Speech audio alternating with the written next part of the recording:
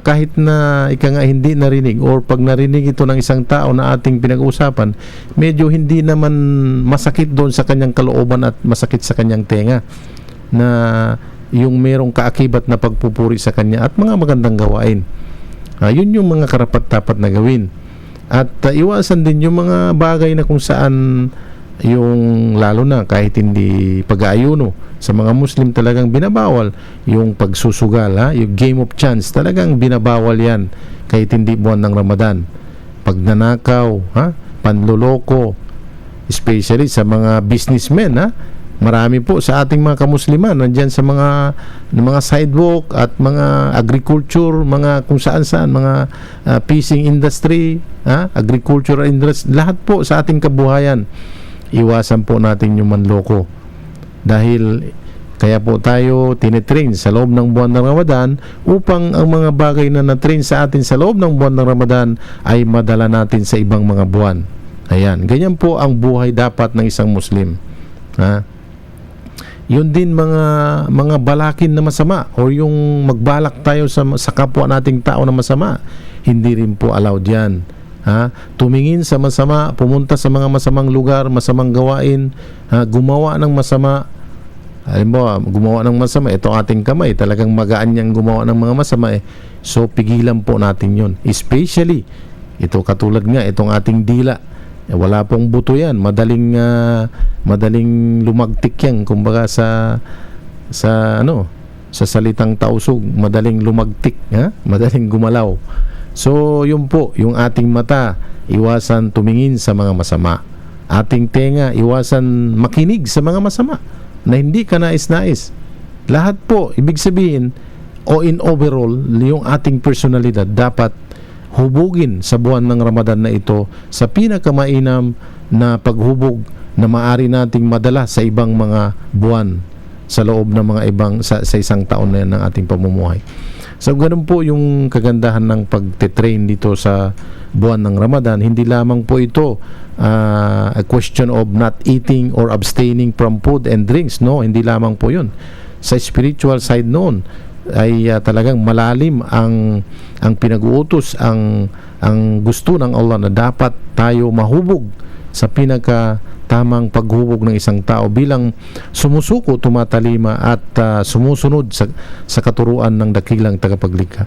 Ganun po yung aral na itong Ramadan na ito, na aside from mga pagdarasal 5 beses sa isang araw, itong pag-aayuno, isa ito na taon-taon na dumarating sa ating buhay, at maswerte tayo at nagpapasalamat tayo sa Allah ng marami at walang hanggang pasasalamat dahil binigyan niya tayo muli ng buhay upang maabutan muli itong buwan na ito, sa taong ito, ang pag-aayuno sa buwan ng Ramadan.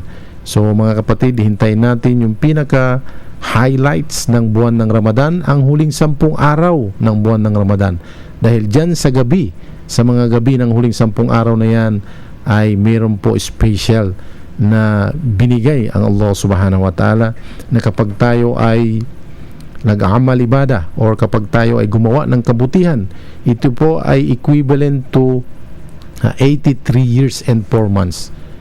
Sa buwan naman 1,000 months ang equivalent nito sa isang gabi lamang na yon. So nakita po natin mga kapatid, meron ba sa ating umabot ng ngayon barely 60 years old, 50 years old, namamatay ng tao dahil sa mga kapaligiran, dahil sa mga maraming mga advanced technology na nakakaapekto sa ating kalusugan, na madali tayong madali makaapekto sa ating kalusugan, yung mga outcome ng mga modern technology na yan, at mga viruses na dulot din ng mga modern teknolohiya na yan, na nanggaling, or kaya mga viruses na mismo sadyang inimbento ng mga tao upang mapuksa ang mga tao. At upang magkaroon ng virus na yon, sila ay umimbento rin ng mga gamot upang puksain ang virus na kanilang ginawa, dahilan lamang sa pera, dahilan sa business.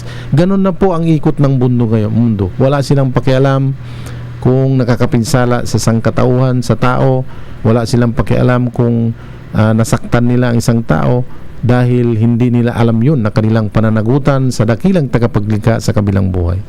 So kaya po ang utos ng Allah, talaga tayo ay dapat mahubog sa pinakamagandang personalidad ng isang tao bilang anak ni Adan na kanyang nilikha sa special na nature ng pagkalikha at binigay niya ang buhay na ito ay talagang kumbagay solemn at kumbagay ito'y special at mahalaga para sa atin. Yung buhay na binigay sa atin ng Allah ay kailangan natin alagaan at kailangan natin yung buhay na ito bumalik sa Kanya na punong-puno ng pagsunod, pagsuko at pagtalima.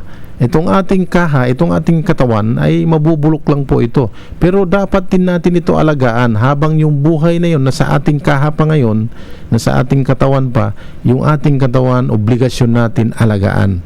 Kaya nga inutusan din tayo mag-ayuno ng Allah dahil ito isang pamamaraan upang mapangalagaan natin ang ating kalusugan, upang tayo ay marunong pumili sa mga kinakain natin na hindi tayo kain ng kain na lamang kahit nakakapinsala sa ating kalusugan, basta mabusog lang ang tiyan, tira na. Hindi po ganon. Dapat tayo po ay binigyan ng pag-iisip ng dakilang tagapaglikha at binigyan niya tayo ng panuntunan upang gamitin yung mga ating katalinuhan sa tamang panuntunan, sa tamang paggamit para hindi mapinsala yung ating kalusugan, yung ating pangangatawan, na ito ay